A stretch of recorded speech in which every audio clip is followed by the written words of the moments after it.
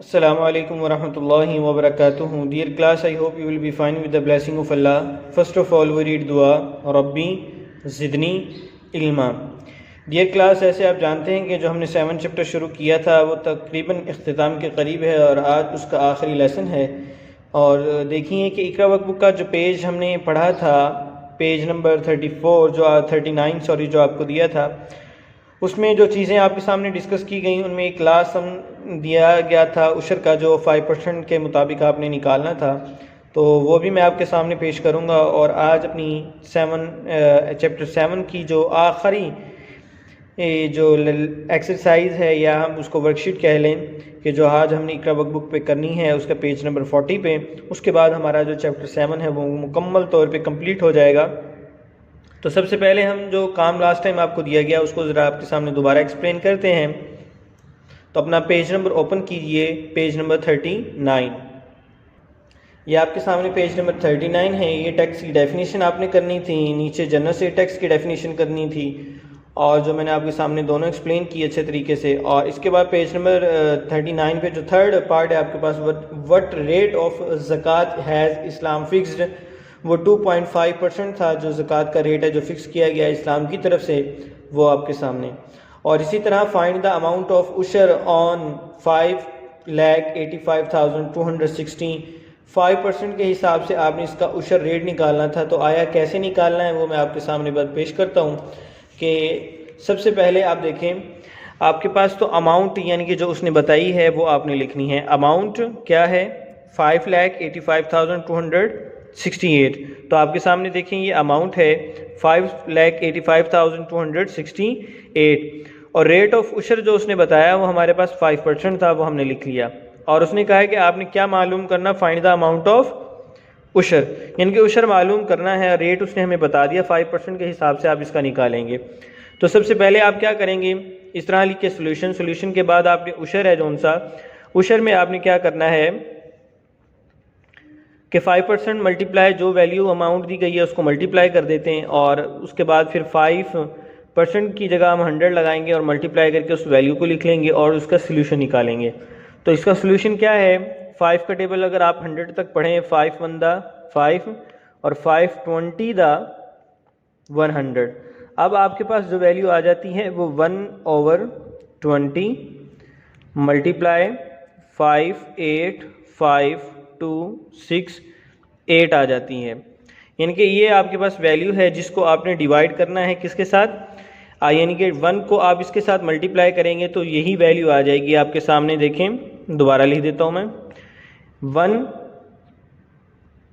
5,85,268 दा 5,85,260 1 को इसके साथ मल्टीप्लाई करेंगे तो आपके पास यही इस दोबारा आंसर आ जाएगा 585,268 और ओवर हो जाएगा आपके पास 20. यानी कि आपने इसको 20 से डिवाइड करना है. 20 से आप इसको डिवाइड करेंगे सिंपली तो आपके पास इसका आंसर आ जाएगा. और वो कैसे डिवाइड करेंगे वो भी मैं आपके सामने पेश करता हूँ. इस तरह से आप इसको डिवाइड करेंगे. कटिंग भी हम कर सकते हैं लेकिन हो सकता है कि आपसे कटिंग में कोई गलती हो जाए. तो देखें आप इस वैल्यू को लिखेंगे और 20 से डिवाइड करेंगे तो फर्स्ट 2 नंबर आपके पास 58 हैं. तो 20 का टेबल हमने 2 टाइम पढ़ा, 22 दा 40 और उसको माइनस किया तो 8 में से 0 8 और 5 में से 4 को माइनस किया 1. तो 5 हमने नीचे ब्रिंग डाउन कर लिया, 185 बन गया. तो अब 20 का टेबल अगर हम पढ़ें 185 तक तो वो 9 टाइम पढ़ा जाता है, 29 दा 180 और इसमें माइनस किया तो आपके पास सिंपल 5 आ गया. तो हमने फिर ऊपर से एक नंबर नीचे उतारा 2 तो ये 52 बन गया. तो 52 तक जो 20 का टेबल है वो 2 टाइम ही रीड किया जा सकता है, 22 दा 40. Very good class. और माइनस करेंगे तो क्या आंसर आएगा, वेल डन, यानी कि 2 आ जाएगा और इसके साथ 1. Very good. और जो ये 6 है इसको क्या करेंगे, वेरी गुड, इनके ब्रिंग डाउन कर लेंगे. यहाँ पे हमने इसके साथ इसको ब्रिंग डाउन किया, 7 लिखा तो 12 के साथ 6 अटैच होने से क्या बन गया, वेरी गुड, 126. अब 20 का टेबल कहाँ तक पढ़ेंगे, वेरी गुड, इससे पहले पढ़ेंगे तो कितनी बार पढ़ा जाएगा, 6 टाइम. वेरी गुड, 26 दा 120. Well done class. तो अब देखें अब इसको माइनस करना हमने तो क्या आंसर आएगा, 6 में से 0 6 और 2 में से 2 माइनस करेंगे 0 आएगा, 1 में से 1 को माइनस करेंगे तो वो भी 0 आएगा। लिख लें तब भी ठीक है, ना लिखें तो तब भी ठीक है। और इसके बाद हमारे पास लास्ट नंबर बच गया, वो क्या है 8। तो 6 के साथ 8 हमने यहाँ पे ब्रिंग डाउन किया तो आपके पास क्या बन गया 68। और 20 का टेबल आप 68 तक पढ़ें, यानी कि इससे पहले हम पढ़ना चाहें या इसको देखें 68 20 के टेबल में आता है या नहीं। तो 20 का टेबल हम 3 टाइम पढ़ सकते हैं।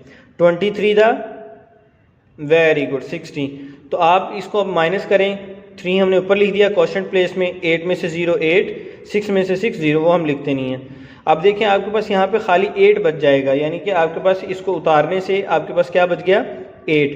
और आप ऊपर है जौन सा वो 8 उतार चुके हैं, कोई वैल्यू बाकी नहीं बची जिसको उतारा जा सके। तो हम क्या करेंगे 8 क्योंकि छोटा नंबर है, 8 देखें 8 छोटा नंबर है, 20 के टेबल में नहीं आता है, तो इसको बड़ा बनाने के लिए हमने पॉइंट लगाया डेसिमल यानी कि, और इसके साथ 0 अटैच किया। तो 8 के साथ 0 अटैच किया पॉइंट लगाकर, तो ये क्या बन गया 80।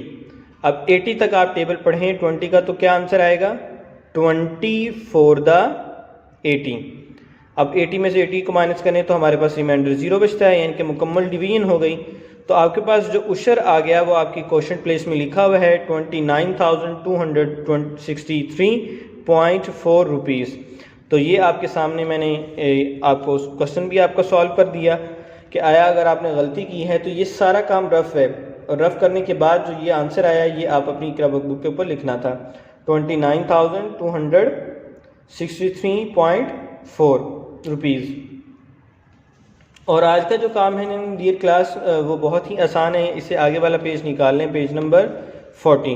पेज नंबर 40 पे क्या है, पेज नंबर 40 पे आपको फिल इन दी ब्लैंक्स और एमसीक्यू दिए गए हैं जो हमने पीछे जो चीज़ें तमाम पढ़ी हैं उनके मुतालिक, और यही तमाम चीज़ें आपके पेपर में आएंगी एग्ज़ाम में। तो देखें सबसे पहली जो डेफिनेशन है बहुत ही आसान है, the tax which is received on a property, कि जायदाद के ऊपर जो टैक्स रिसीव किया जाता है, हासिल किया जाता है, जो हुकूमत हमसे लेती है उसको क्या कहते हैं, वो हमने पीछे डेफिनेशन में पढ़ा। और इसके साथ साथ the tax a buyer pay to the seller, यानी कि जब हम कोई दुकान से जो चीज़ ख़रीदते हैं तो उस दुकानदार को हम ख़रीदते वक्त जो पैसे अदा करते हैं, जो पे करते हैं, उसको हम क्या कहते हैं। उसके बाद आप if a piece of land watered by artificially mean, यानी कि हमने पीछे भी पढ़ा, इकरा बुक में ही पढ़ा कि आर्टिफिशियली मीन्स के मुताबिक अगर आप किसी ज़मीन के टुकड़े को पानी देते हैं तो उसका रेट ऑफ उशर क्या होगा, यही चीज़ उसने यहाँ पे पूछी है, वो आपने बतानी है। और कहते हैं कि zakat and ushr are levied as order in the dash and sunna, ज़कात और उशर को अगर चुकना लिया जाए तो इसका ऑर्डर यानी कि हुक्म क्या है, इन द डैश एंड सुन्ना।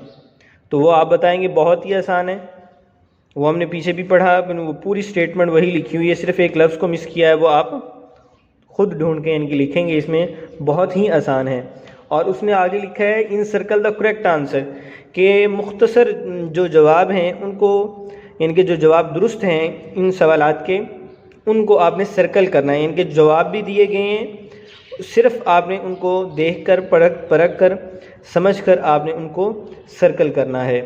तो उशर मीन्स का मतलब क्या है, 1/4 यानी कि 1/4, इनके चौथा हिस्सा, 1/5 पाँचवा हिस्सा, 1/8 आठवां हिस्सा, या 1/10 इनके 10% या जिसे हम कहते हैं 1/10। तो आप देखें इन चारों में से जो दुरुस्त है उसको आप सर्कल करेंगे। इसके साथ साथ सेकंड है the tax which a buyer pay to the seller is called, यही बात उसने ऊपर पूछी और उसका आंसर यहाँ पे लिखा हुआ है कि वो जीएसटी है, प्रॉपर्टी टैक्स है, ज़कात है या उशर है। An amount that we earn after a selling I think is called, के जब हम किसी चीज़ को सेल कर देते हैं, सेलिंग मीन बेच देते हैं, तो हम जो उसके ऊपर अमाउंट हमें मिलती है, जो अर्न करते हैं, वो क्या है, टैक्स है, प्रॉफिट है, मार्कअप है या उशर। हमने ना मार्कअप पढ़ा है, मार्कअप तो हमने पढ़ा ही नहीं है यहाँ पर, तो यहाँ पे हमने 3 चीज़ें पढ़ी हैं, टैक्स पढ़ा है, प्रॉफिट पढ़ा है और उशर। तो आप देखें वो क्या चीज़ है जो हम an amount we earn to after selling के, जब बेचने के बाद जो हम चीज़ पैसे कमाते हैं वो क्या होता है, टैक्स होता है, प्रॉफिट या मार्कअप या उशर।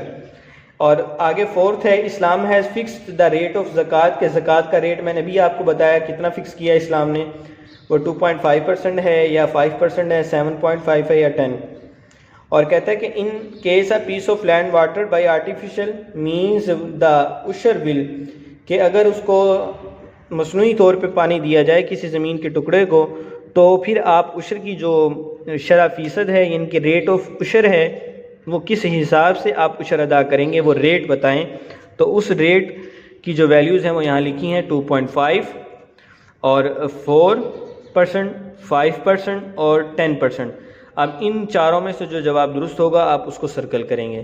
तो आज की जो आपकी डायरी है वो आप नोट कर लें। ये आपकी डायरी है कि इकरा वर्क बुक का जो पेज नंबर 40 मैंने आपके सामने अभी रीड किया और आपको समझाया, ये सारा आप करेंगे। तो इंशाल्लाह उम्मीद है कि आप जो लेसन हमारा कंप्लीट हुआ, इसमें जो जो चीज़ें आपको पढ़ाई गई वो आपने बखूबी याद भी की होंगी, समझी भी होंगी और उनकी प्रैक्टिस भी की होगी। इंशाल्लाह अल्लाह ताला आपका हामी व नासिर हो। अल्लाह हाफ़िज़।